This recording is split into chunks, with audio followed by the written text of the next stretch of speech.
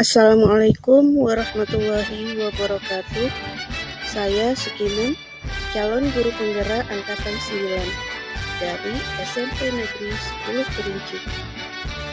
Kali ini saya akan memaparkan aksi nyata modul 1.4 budaya positif. Latar belakang kegiatan ini, tingkat pelanggaran siswa selalu terjadi di sekolah. Beberapa siswa tidak suka disiplin, karena ketika mereka melanggar disiplin selalu diberikan hukuman. Tujuannya yang pertama yaitu membentuk siswa yang merdeka dan memiliki disiplin diri yang kuat. Kedua, menumbuhkan budaya positif di sekolah dengan meyakini nilai-nilai kebajikan universal. Tolok ukurnya adalah membuat kesepakatan kelas untuk menunjang pembelajaran yang efektif. Kedua, siswa mampu menerapkan kesepakatan kelas yang telah dibuat. Lini masa tindakan yang akan dilakukan adalah: pertama, menghadap kepala sekolah dengan tujuan meminta izin untuk melakukan diseminasi budaya positif kepada rekan-rekan guru di sekolah. Kedua, melakukan diseminasi kepada rekan-rekan guru tentang pentingnya budaya positif di sekolah. Ketiga, berkolaborasi dengan wali kelas untuk membuat keyakinan kelas. Ketiga, berkolaborasi dengan wali kelas untuk membuat keyakinan kelas. Dan keempat, memantau dan merefleksikan keyakinan kelas yang sudah dibuat. Dukungan yang dibutuhkan adalah: yang pertama, dukungan dari kepala sekolah, rekan guru, dan seluruh siswa agar tindakan yang telah disusun dapat berjalan. Kedua, sarana dan prasarana agar budaya positif dapat terlaksana. Dan ketiga, partisipasi orang tua dalam pelaksanaan budaya positif di rumah. Seterusnya, Bapak, Ibu, Majelis Guru beserta pegawai yang sempat hadir pada hari ini. Pertama dan utama sekali, marilah kita senantiasa mengucapkan puji syukur kepada Allah Subhanahu wa Ta'ala atas segala limpahan nikmat, rahmat beserta hadiahnya, sehingga pada hari ini kita masih diberi kesehatan dan kesempatan oleh Allah Subhanahu wa Ta'ala sehingga bisa hadir ke sekolah untuk melaksanakan kegiatan rutin setiap Sabtu dari Sabtu dalam keadaan sehat walafiat. Sholawat beriring salam dengan ucapan Allahumma sholli ala Muhammad wa ala ali Muhammad. Semoga sholawat salam tersebut tetap dilimpahkan buat penghulu alam Rasulullah Muhammad sallallahu alaihi wasallam, rahmatan lil alamin. Mudah-mudahan yaumul mahsyar nanti kita semua mendapat syafaatnya. Amin ya rabbal alamin. Baiklah, acara kita pada hari ini yang pertama yaitu pembukaan yang sedang berlangsung.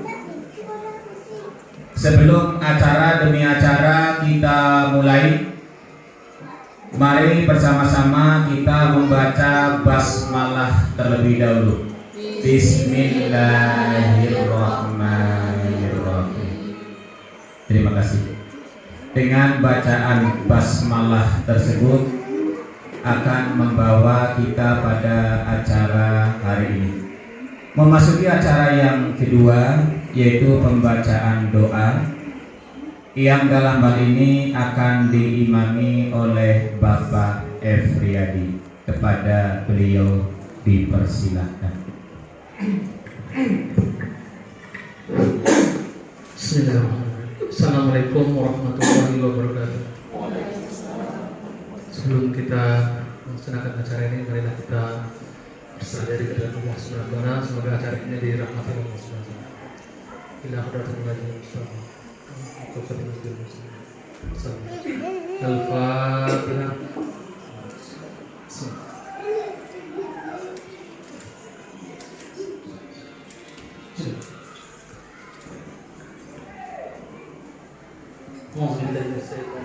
Bismillahirrahmanirrahim. Alhamdulillahirrahmanirrahim. Wassalatu wassalamu ala asyrafil mursalin wa ala alihi wa ajma'in. Subhanallah walhamdulillahi wa la ilaha illallah wa la hawla wa la quwwata illa billahil aliyyil azim. Allahumma salli ala sayyidina Muhammad wa ala ali sayyidina Muhammad. Allahumma ighfir lana dzunubana wa li walidayna warhamna kama rabbayana shaghira. Ya Allah, ya Rabbi, pada hari ini kami berkumpul dalam ruangan ini, ya Allah, dalam rangka melaksanakan sebuah acara yang akan menunjang karir kami, akan menunjang kemampuan kami, ya Allah. Sekiranya ya Allah, limpahkanlah taufik hidayah serta anugerah kepada acara kami ini, ya Allah. Semoga acara ini, ya Allah, dapat memberikan ilmu yang bermanfaat kepada kami, mendapatkan curahkan untuk mendidik anak-anak bangsa, khususnya di SMP 10 ini, ya Allah. Ya Allah, ya Rabbi, berkatilah acara kami ini, limpahkanlah kasih sayang kepada anak-anak kami, ya Allah. Berikanlah, timbulkanlah kesabaran dalam hati kami dalam mendidik, membina anak-anak kami, khususnya di SMP 10 ini, ya Allah. Ya Allah, ya Rahman, ya Rahim, jadikanlah pertemuan ini sebagai sarana untuk menjalin silaturahmi di antara kami, ya Allah. Rabbana hab lana min azwajina wa dzurriyyatina qurrata a'yunin lil muttaqina imama. Rabbana atina fid dunya hasanah wa fil akhirati hasanah wa qina azabannar. Subhanallah, subhana rabbika rabbil izzati amma yasifun. Wassalamu alal mursalin walhamdulillahi rabbil alamin. Assalamualaikum warahmatullahi wabarakatuh. Assalamualaikum warahmatullahi wabarakatuh.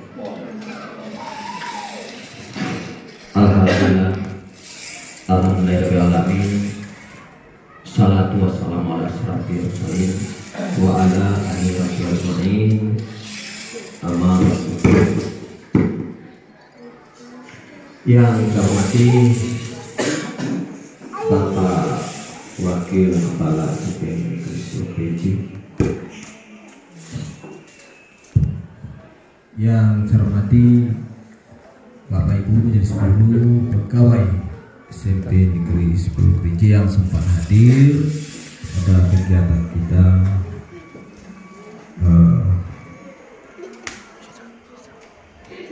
pagi menjelang siang ini. Pertama, tentunya kita ucapkan rasa puji syukur kita kepada Allah Subhanahu wa Ta'ala karena berlimpah rahmat karunia hidayah sehingga pada hari ini kita dalam keadaan sehat walafiat dapat beraktivitas seperti biasanya. Selawat dari salam selalu tercurahkan buat ibu anak bangsa kita Nabi Muhammad SAW. Allahumma sholli ala ali Muhammad. Mudah-mudahan nanti kita mendapatkan syafaat beliau di yaumil akhir. Amin ya rabbal alamin. Bapak Ibu, hari ini adalah kegiatan kita yang terjadwal, yang mana ada dua orang guru rekan-rekan kita yang sampai pada hari ini masih berjuang mengikuti beberapa kegiatan yang salah satunya pada hari ini yang disebut dengan diskriminasi budaya positif, pertama di SMP Negeri 10 Kerinci. Tentu yang pertama yang ingin saya sampaikan, saya memberikan apresiasi yang setinggi-tingginya terhadap rekan kita yang telah berjuang serius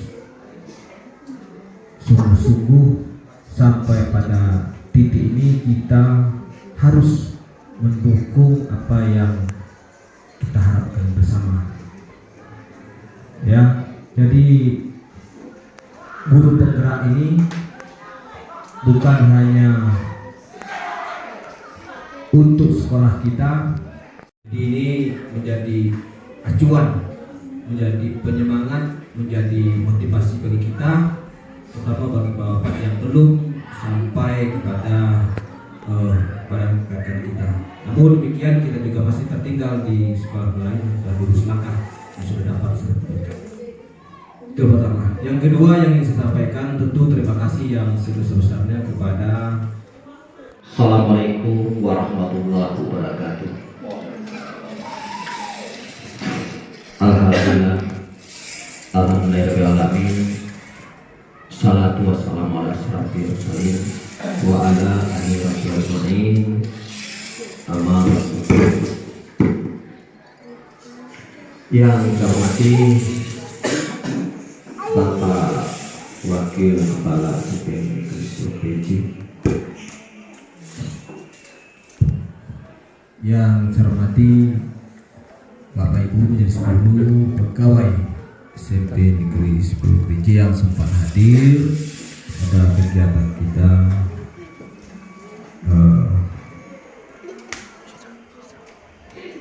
pagi menjelang siang ini. Pertama, dan intinya kita ucapkan rasa puji syukur kita kepada Allah Subhanahu wa Ta'ala karena atas limpah rahmat karunia hidayah sehingga pada hari ini kita dalam keadaan sehat walafiat dapat beraktivitas seperti biasanya. Selawat dan salam selalu tercurahkan buat junjungan ala besar kita Nabi Muhammad SAW. Allahumma sholli ala Muhammad. Mudah-mudahan nanti kita mendapatkan syafaat beliau di yaumil akhir. Amin ya rabbal alamin. Bapak Ibu, hari ini adalah kegiatan kita yang terjadwal, yang mana ada 2 orang guru rekan-rekan kita yang sampai pada hari ini masih berjuang mengikuti beberapa kegiatan yang salah satunya pada hari ini yang disebut dengan diskriminasi budaya positif, terutama di SMP Negeri 10 Kerinci. Tentu yang pertama yang ingin saya sampaikan, saya memberikan apresiasi yang setinggi-tingginya terhadap rekan kita yang telah berjuang serius sungguh-sungguh sampai pada titik ini. Kita harus mendukung apa yang kita harapkan bersama, ya. Jadi guru penggerak ini bukan hanya untuk sekolah kita.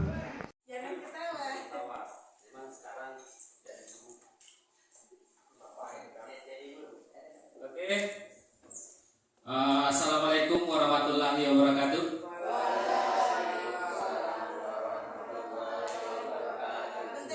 Puji syukur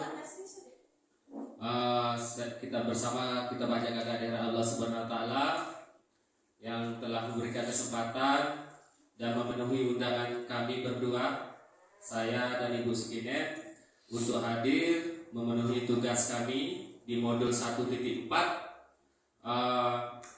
Saya Kasriadi, calon guru penggerak angkatan 9 Kabupaten Kerinci 2023, melakukan diseminasi untuk modul 1.4, di mana budaya positif yang kami angkat temanya dalam diseminasi untuk kali ini. Materi yang pertama yaitu disiplin positif dan nilai-nilai kebajikan. Tujuan pembelajaran dapat kita lihat bersama, ya, dapat menjelaskan pentingnya memilih dan menentukan nilai-nilai kebajikan. Di sini kita dimulai dari makna kontrol, ya. Seandainya kamu punya teman, ya, kita punya rekan sejawat, si A dan si B memiliki keinginan masing-masing. Nah, di sini ada makna kontrol yang kita lakukan, sifat, yaitu apabila kamu memiliki sebuah benda di dalam tangan kamu, bayangkan ada benda di dalam tangan kamu yang harus kamu pertahankan, yang harus kita pertahankan. Bapak Ibu pertahankan sekuat-kuatnya. Sedangkan teman Bapak Ibu ingin merebutnya, mengintimidasi, disogok, digertak, dibujuk, dirayu. Kemudian kita sekuat tenaga mempertahankannya. Nah, di sini apa yang kita lakukan? Ya, apakah membuka kepala tangan tersebut atau memberikan dengan percuma? Menjelaskan. Atau di dalam hal ini siapa yang memegang kendali atau kontrol? Siapa yang memegang kendali atau kontrol? Nah, dalam hal ini yang menjadi garis besar pada makna kontrol, kadang-kadang kita bisa dikendalikan orang lain, dan kadang-kadang orang lain bisa mengendalikan kita. Hal ini terjadi tergantung dari niat kita. Kalau kita itu memang mudah dikendalikan orang lain, atau kita sangat mudah mengendalikan orang lain, kita termasuk yang mana? Jadi sebenarnya di situ, ya, pada dasarnya kita tidak bisa memaksa murid untuk berbuat sesuatu jikalau murid tersebut tidak ingin, memilih untuk tidak melakukannya. Jadi seorang murid, apabila kita paksakan kehendak kita kepadanya, kalau dia tidak ingin, maka kita paksakan, sama saja dengan bohong. Maka murid itu tidak akan berubah. Jadi mana kontrol yang kita lakukan di sana? Kita mengontrol seorang murid, tetapi murid tidak ingin dikontrol. Maka hasil akhirnya murid tidak berubah karena dia tidak ikhlas. Selanjutnya, seorang psikiater dan pendidik Dr. William Glasser dalam kontrol teori, dia mengemukakan ada 3 miskonsepsi di dalam kontrol yang salah. Lalu oleh Dr. William Glasser ini diubah dan diluruskan makna kontrol. Apa saja? Yang pertama, ilusi guru mengontrol murid. Pada dasarnya kita tidak bisa mengontrol murid seperti yang kita dengar tadi. Biar bagaimanapun seorang guru mengontrol murid, apabila murid tidak mengizinkan dirinya dikontrol, itu tidak bisa terjadi. Maka kita harus melakukan pendekatan kepada murid. Murid mau dikontrol, kita bisa mengontrol. Maka hal ini bisa dia sejalan. Kemudian konsepsi yang kedua, ilusi bahwa semua penguatan positif, efektif, dan bermanfaat. Nah, positif bujukan yang dilakukan kepada murid itu adalah bentuknya kontrol. Jadi kita membujuk, itu namanya mengontrol. Ya. Jadi kita harus paham terhadap kehendak dari murid, dari siswa tersebut. Nah, apabila dia mengulangi berkali-kali dalam jangka waktu tertentu, kemungkinan murid tersebut akan menyadarinya. Hari ini kita bujuk dia, besok kita bujuk dia, besok lagi kita bujuk dia. Jadi dalam jangka panjang dia akan menyadari bahwa dirinya sedang dibujuk, sedang dikontrol. Dalam jangka panjang ini bisa menjadi gagal, dan murid menyadarinya, dia kembali ke pemberontakan. Tak mau lagi, bosan. Hari ini dihukum, besok hukum lagi. Akhirnya murid menjadi bosan.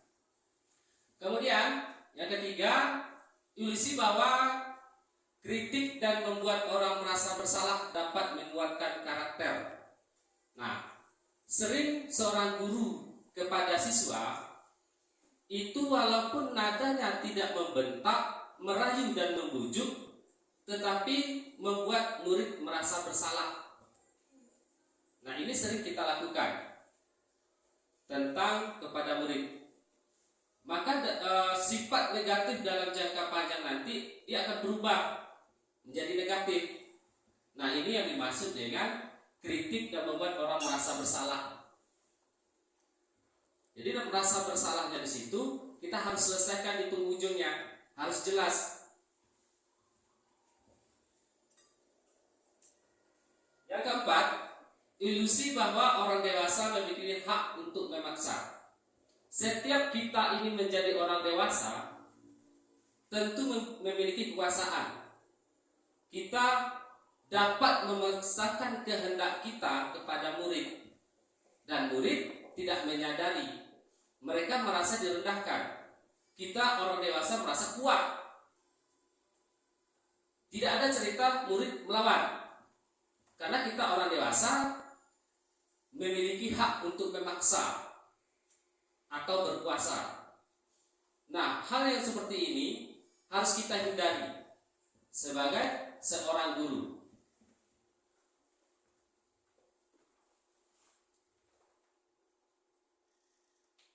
Kemudian, setelah kita mengontrol, lahirlah disiplin. Dalam mengontrol ada yang namanya lahir disiplin. Apa makna disiplin? Dalam rangka menciptakan lingkungan positif, salah satu strategi yang perlu kita tinjau kembali adalah penerapan disiplin di sekolah kita. Pertanyaannya, apakah sudah efektif disiplin di sekolah kita? Apakah masih perlu ditinjau kembali? Atau apa sesungguhnya arti disiplin itu sendiri? Apa kaitannya dengan nilai-nilai kebajikan? Maka untuk menciptakan disiplin itu, alangkah baiknya ada nilai kebajikan agar disiplin yang dilakukan itu tidak menjadi keterpaksaan kalau diiringi dengan nilai kebajikan. Kalau disiplin hanya disiplinnya saja, itu tidak bisa, maka ada saling mengontrol.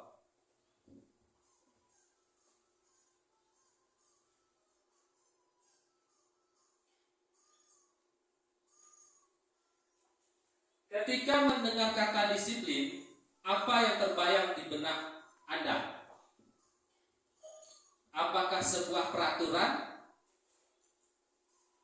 atau hukuman? Padahal disiplin itu adalah belajar tentang harus dengan memberi hukuman. Justru disiplin yang demikian tidak efektif ternyata. Kalau kita bandingkan hukuman, peraturan, kalau kita jalankan, itu sebenarnya bukan makna disiplin yang sesungguhnya. Lalu apa makna disiplin yang sesungguhnya? Bapak Pendidikan Ki Hajar Dewantara menyatakan bahwa di mana ada kemerdekaan, di situ harus ada disiplin yang kuat. Sesungguhnya pun disiplin itu bersifat self-disiplin, yaitu kita sendiri yang mewajibkan kita dengan sekeras-kerasnya. Artinya apa? Disiplin tersebut tidak bisa kita atur orang lain. Ya, tidak bisa mengatur orang lain. Kamu besok berpakaian seperti ini. Ya. Kamu datang terlambat. Kalau itu yang kita ucapkan kepada siswa, itu sudah termasuk hukuman. Sedangkan disiplin bukanlah hukuman. Disiplin bukanlah peraturan. Nah, apa itu disiplin? Menurut Ki Hajar Dewantara, disiplin adalah kemerdekaan. Lepas dari hukuman, lepas dari keterpaksaan, ikhlas menjalani, sadar menjalani. Nah, kita akan disiplin. Disiplin dengan sendirinya.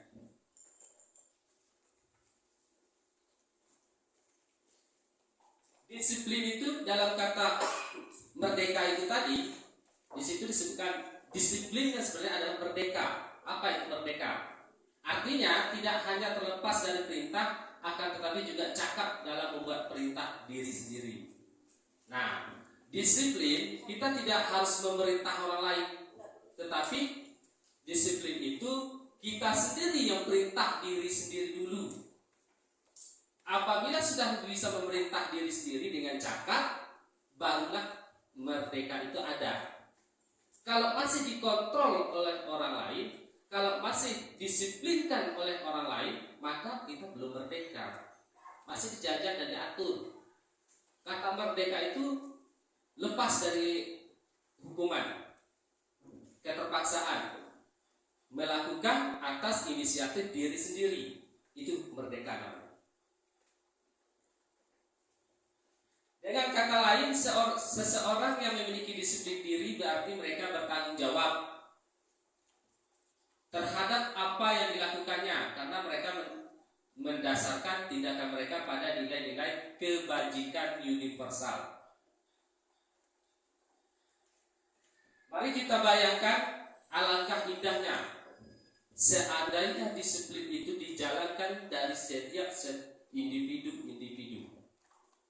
Apabila disiplin itu dijalankan setiap individu, coba kita bayangkan betapa indahnya itu suasana.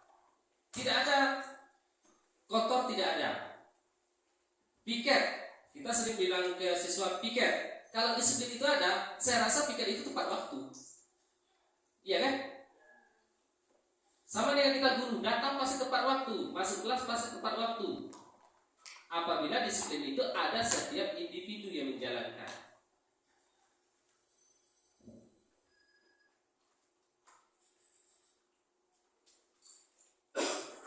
Kemudian disiplin itu ada, alangkah baiknya dijalankan berdasarkan nilai-nilai kebajikan universal. Lalu apa itu nilai-nilai kebajikan universal?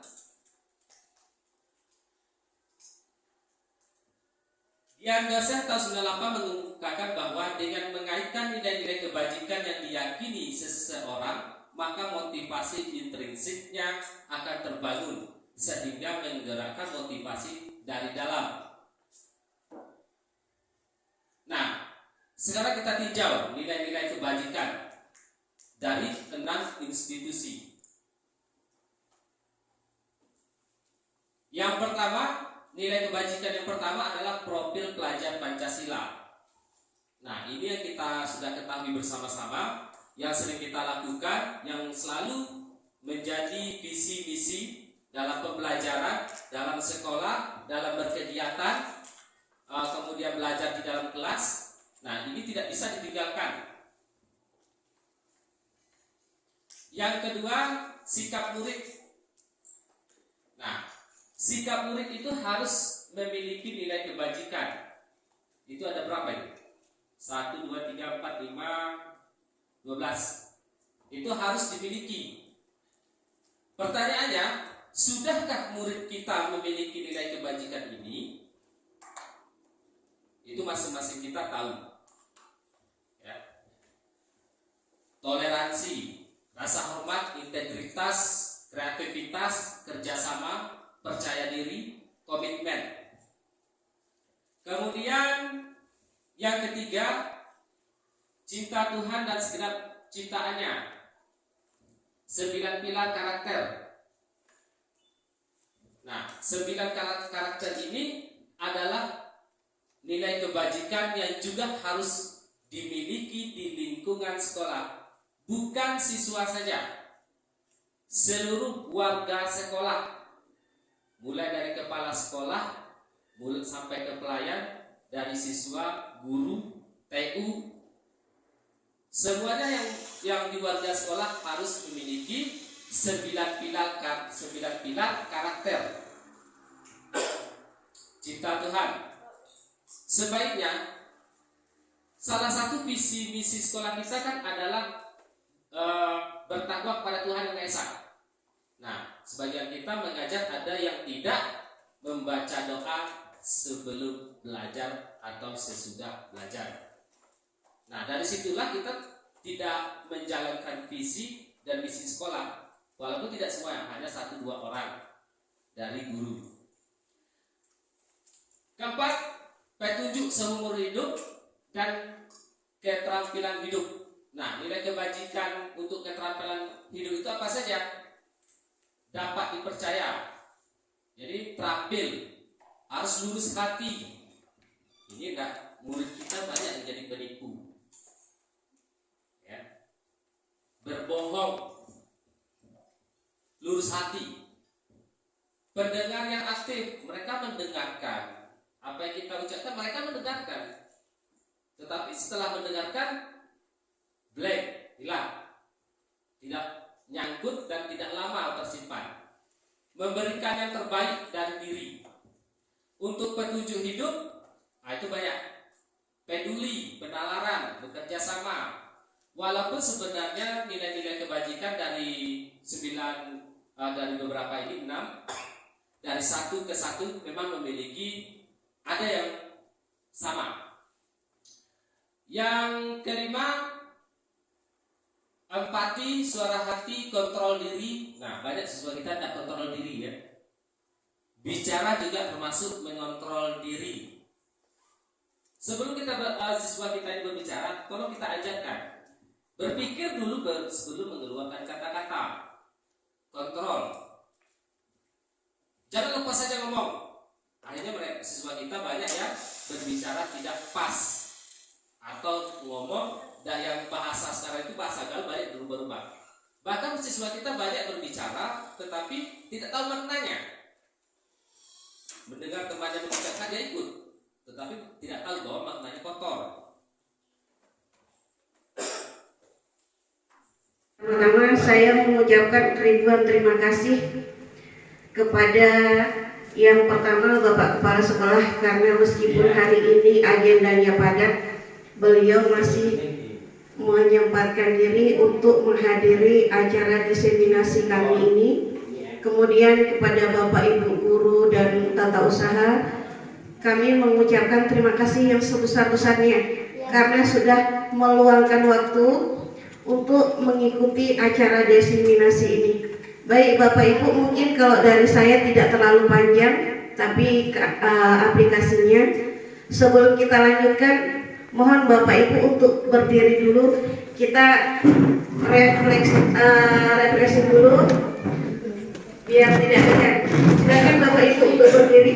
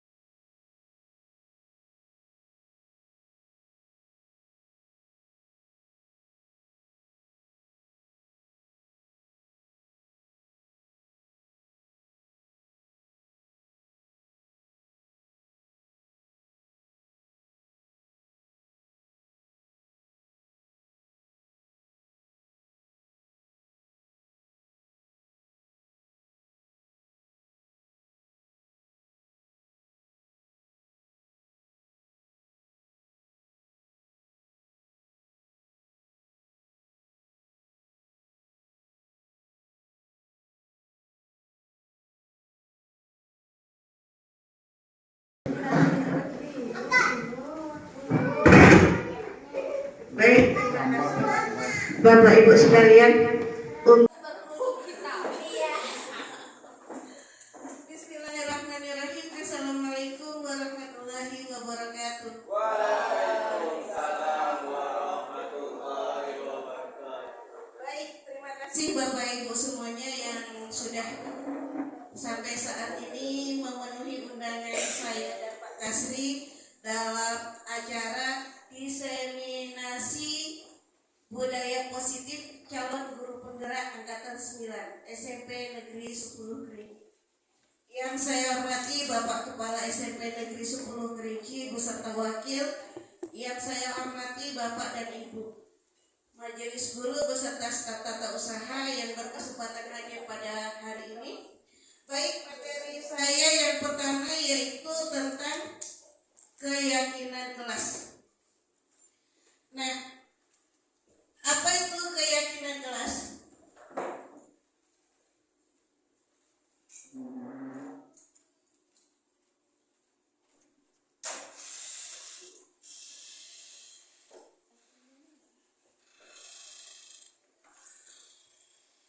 Keyakinan yaitu nilai-nilai kebajikan universal yang disepakati secara tersirat dan tersurat, terlepas dari latar belakang suku, negara, bahasa maupun agama.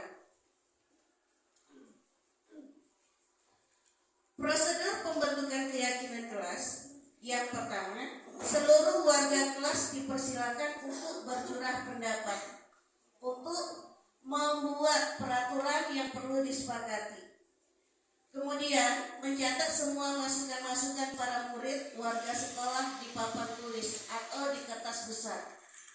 Yang ketiga, menyusun keyakinan kelas dengan kalimat positif. Keempat, tinjau kembali agar peraturan-peraturan yang sudah tertuang diganti dengan nilai kebajikan yang akan dituju. Selanjutnya, keyakinan kelas hendaknya tidak terlalu banyak agar efektif. Dan yang terakhir, meletakkan keyakinan kelas di dinding.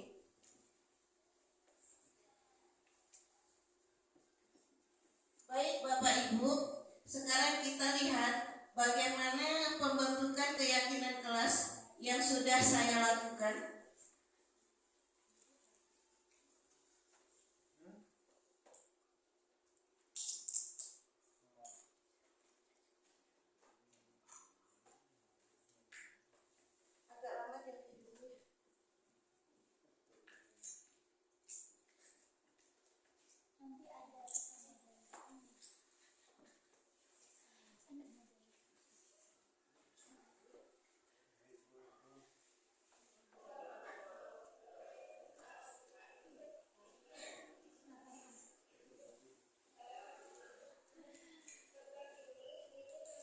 Nah, ini seperti ini Bapak Ibu.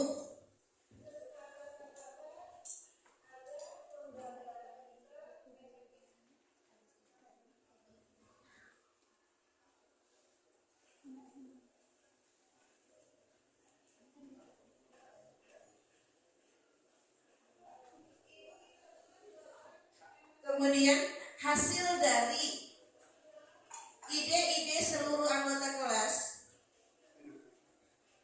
ditampilkan di depan kelas.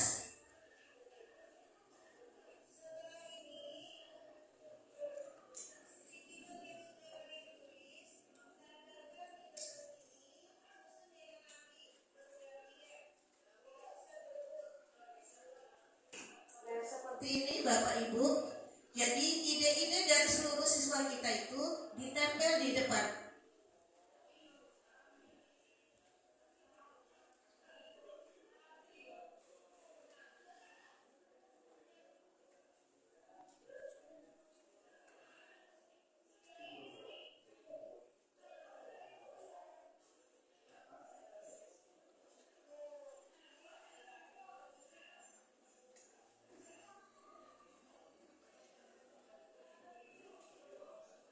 Setelah seluruh siswa menempelkan ide apa yang mereka ingin sepakati untuk keyakinan kelas, kita membuat kesimpulan Kalau nanti ada kesepakatan keinginan anak-anak yang sama, kita jadikan satu, sehingga nanti keyakinan-keyakinan yang sama dan pada akhirnya tidak terlalu banyak.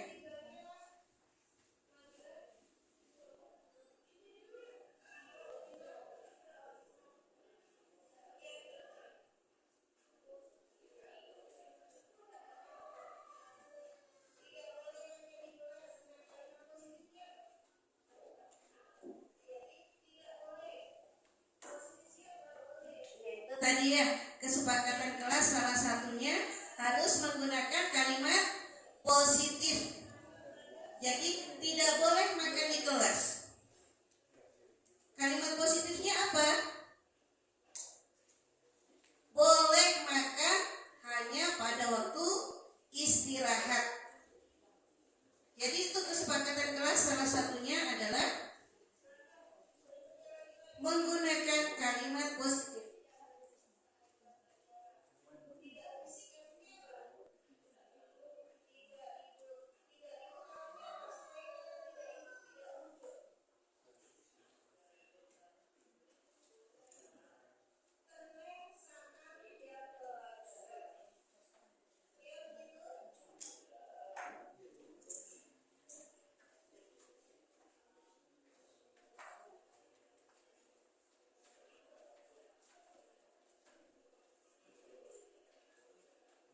Jadi tidak ribut. Kalimat positifnya adalah tenang.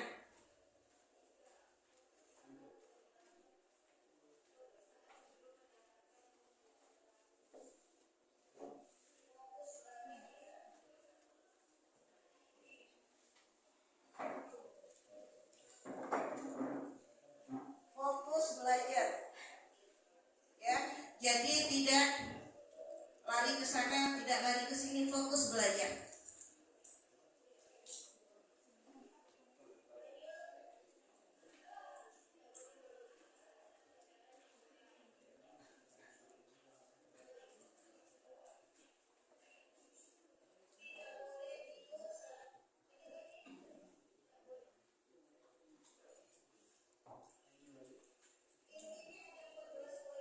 Jadi dari banyak ide-ide siswa kita itu, ternyata setelah dikumpul-kumpulkan hanya tinggal 14.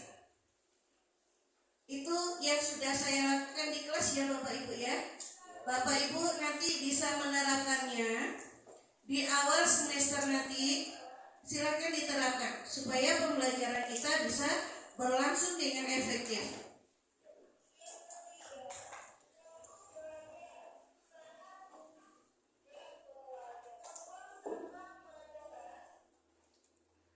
Nah, setelah disimpulkan, berikutnya adalah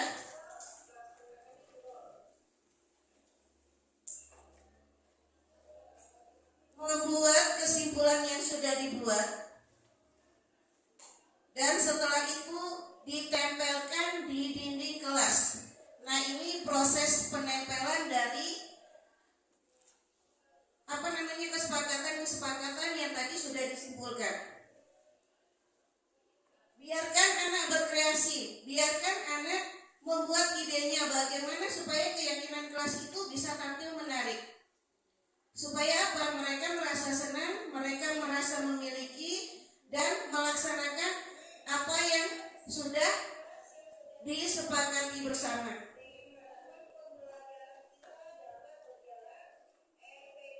Jadi seperti itu ya Bapak Ibu untuk materi keyakinan kelas. Mudah-mudahan kita semuanya dapat menerapkannya untuk semester depan nanti. Berikutnya lagi saya akan masuki yang materi kedua, yaitu teori kontrol. Tidak ada yang siaran langsung ya? Ada yang siaran langsung.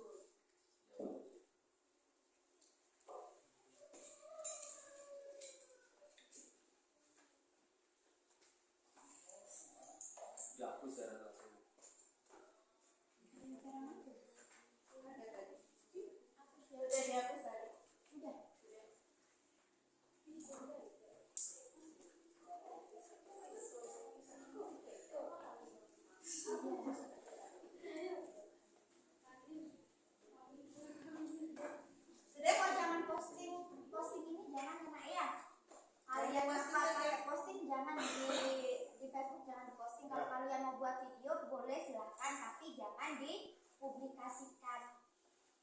Ya.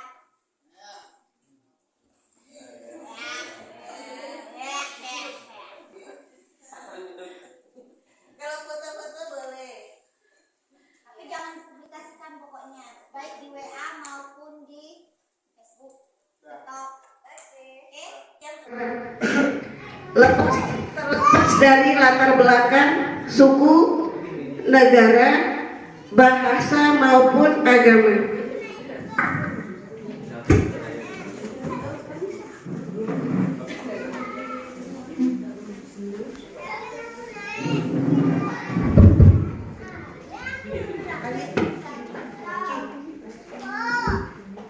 Nah, prosedur pembentukan keyakinan kelas.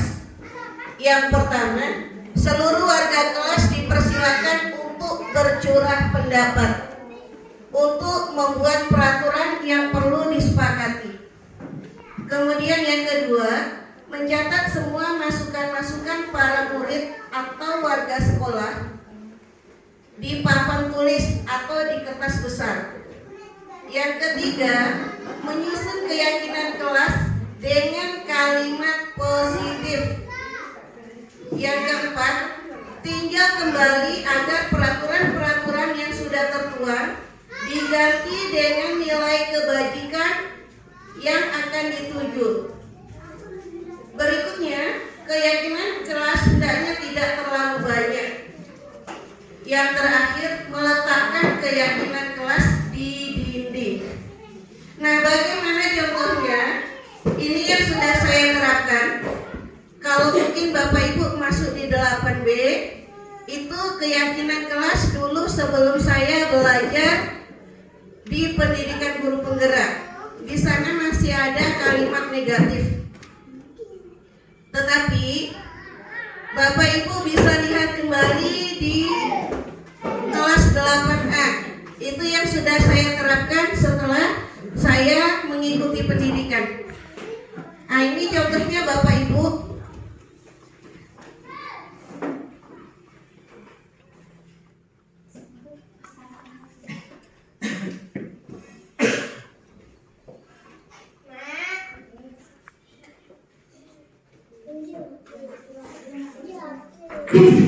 Untuk pagi ini kita akan membuat kesepakatan kelas supaya pembelajaran kita ini belajar sesuai dengan yang sudah dilakukan. Jadi saya akan membagikan kertas ini namanya sticky note. Kalian tuliskan kesepakatan apa agar pembelajaran kita efektif.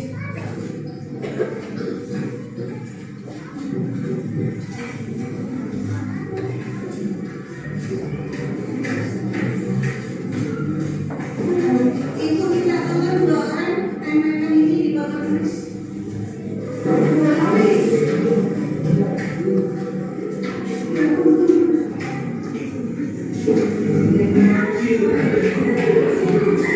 Setelah ini, sticky note yang sudah kalian tulis, tandakan di kertas ini, susun dengan rapi, bergantian, tidak usah berebut.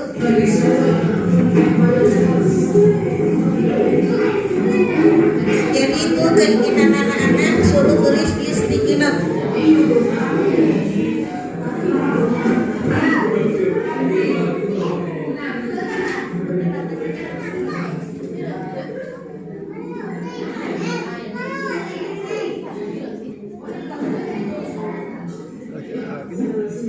Sebab iya.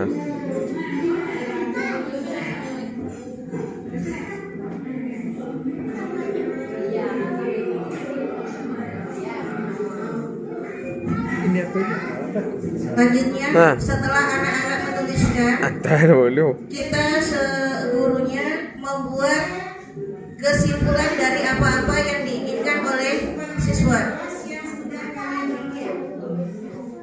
Jadi nanti kalau ada yang sama, bisa jadikan satu ya. Oke, silakan dibaca lagi-lagi.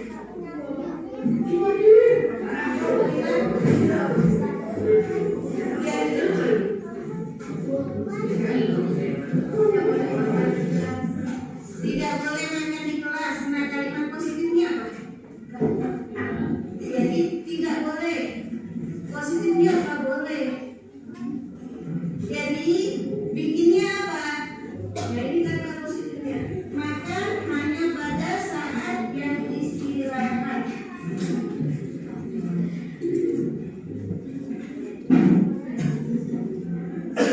Jadi seperti itu ya Bapak Ibu. Tidak boleh makan di kelas. Ambil kalimat positifnya.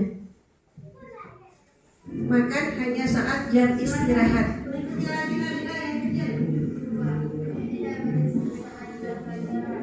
Tidak berisik artinya apa? Tidak ribut artinya apa? Supaya kata tidak itu tidak muncul. Tenang saat dia pelajaran. Ya begitu.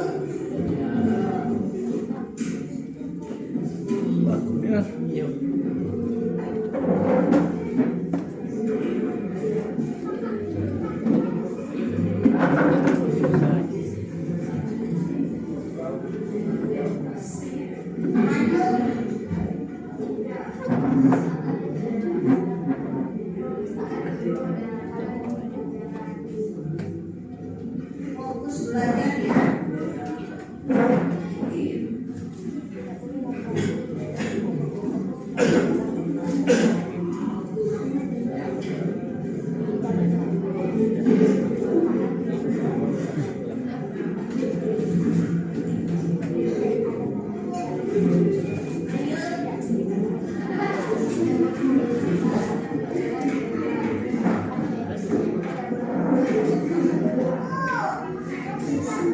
Tidak boleh tidur saat jam pelajaran. Perlu disampaikan. Kemudian yang kedua, pembuat merasa bersalah. Yang ketiga, teman. Yang keempat, pemantau. Yang kelima, manajer. Kita masuki yang pertama dulu.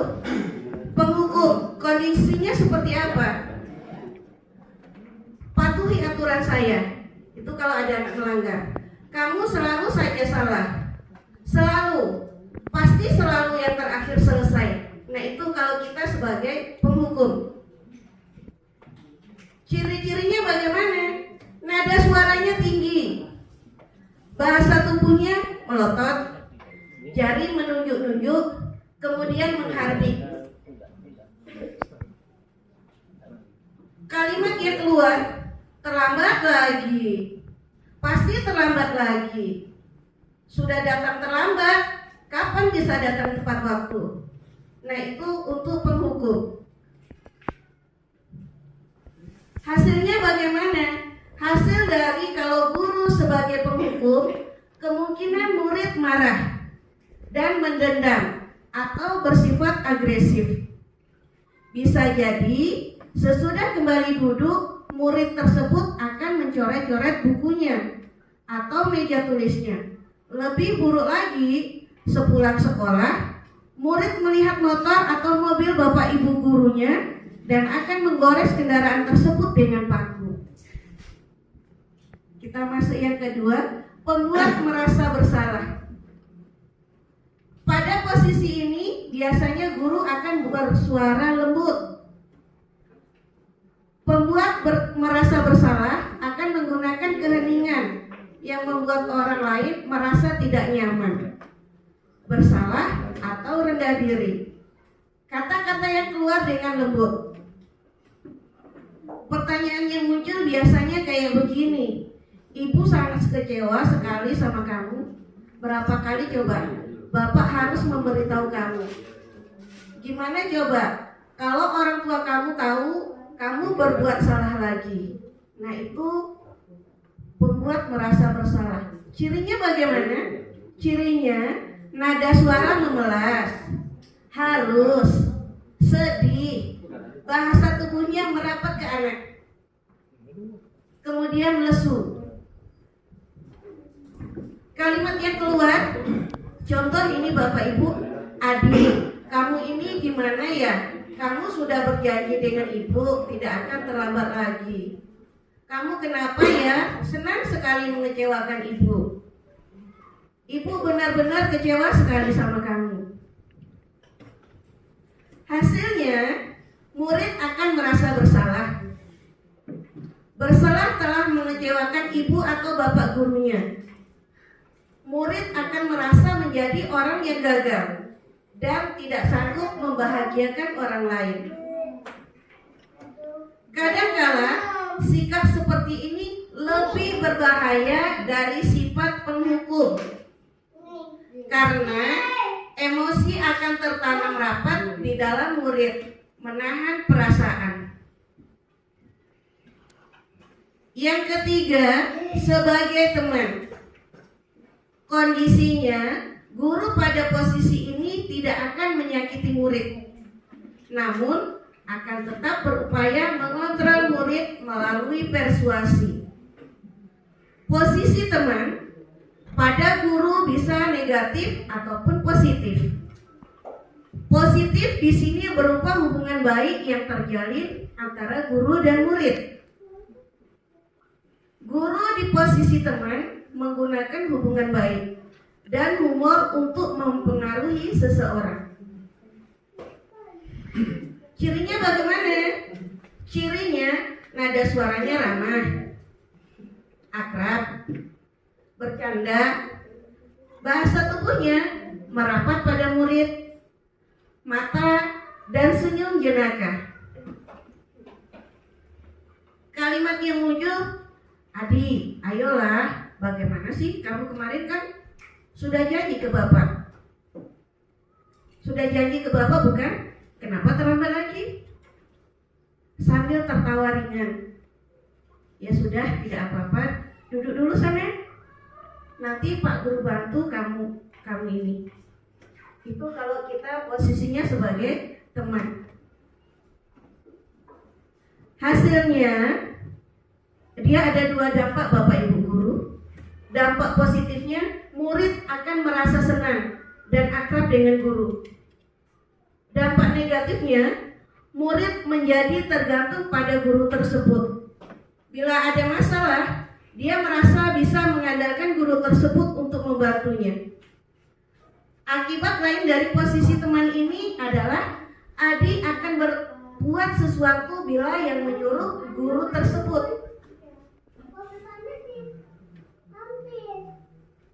Dan belum tentu berlaku untuk guru yang lain. Misal nih, dekatnya sama saya, kalau yang nyuruh guru lain dia nggak mau melaksanakannya. Itu dampak negatifnya seperti itu kalau kita berada sebagai posisi teman. Nah, yang keempat, sebagai pemantau. Kondisinya, guru memantau berarti mengawasi. Pada saat kita mengawasi, kita bertanggung jawab atas perilaku orang-orang yang kita awasi. Posisi pemantau berdasarkan pada peraturan-peraturan dan konsekuensi. Dengan menggunakan konsekuensi, kita dapat memisahkan yang dijalankan agar dapat menghasilkan murid yang mandiri dan bertanggung jawab. Tahapan segitiga restitusi ada tiga, yaitu Lanjut aja. ketiga, Lanjut aja, jangan dipotong-potong.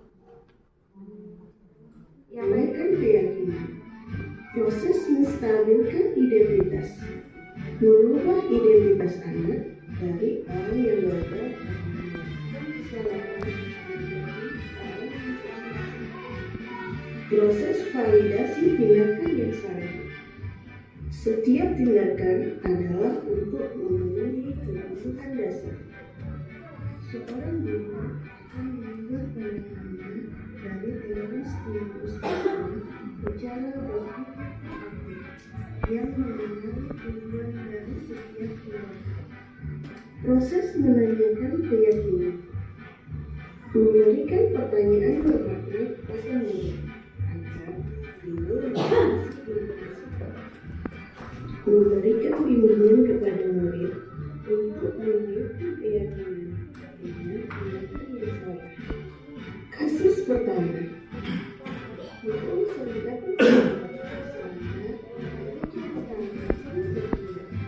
berikut ini skenario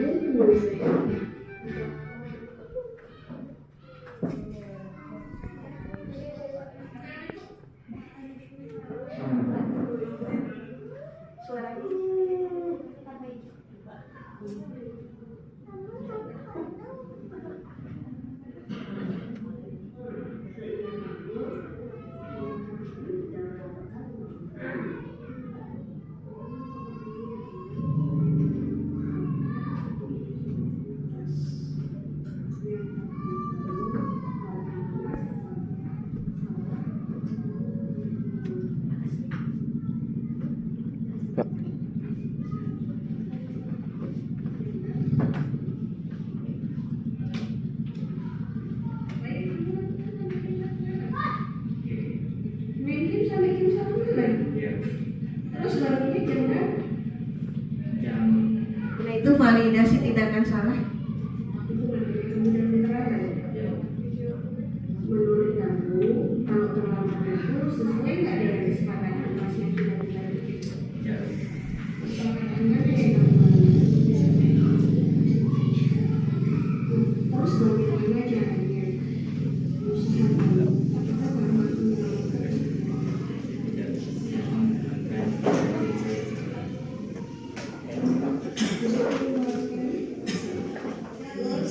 silakan kembali ke kelas dan belajar kembali. Terima kasih. Assalamualaikum warahmatullahi wabarakatuh. Perkenalkan, nama saya Maulana Tawiyah, saya dari kelas 8A. Terima kasih, saya senang berdiskusi sama ibu. Saya mendapatkan solusi dari masalah saya ini. Insya Allah saya tidak akan datang terlambat lagi dan saya akan tepat waktu datang ke sekolah. Kasus kedua, Iya, Bapak ingin makan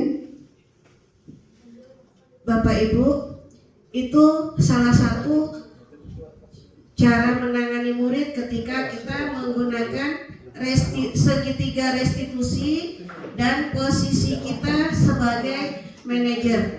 Tentunya sehebat apapun seseorang menjaga dirinya di posisi manajer, kalau tidak ada kekompakan dari semua kita tidak akan berhasil. Dan untuk menyelesaikan segitiga restitusi ini tidak harus semuanya ke guru BK. Demikian aksi nyata saya kali ini.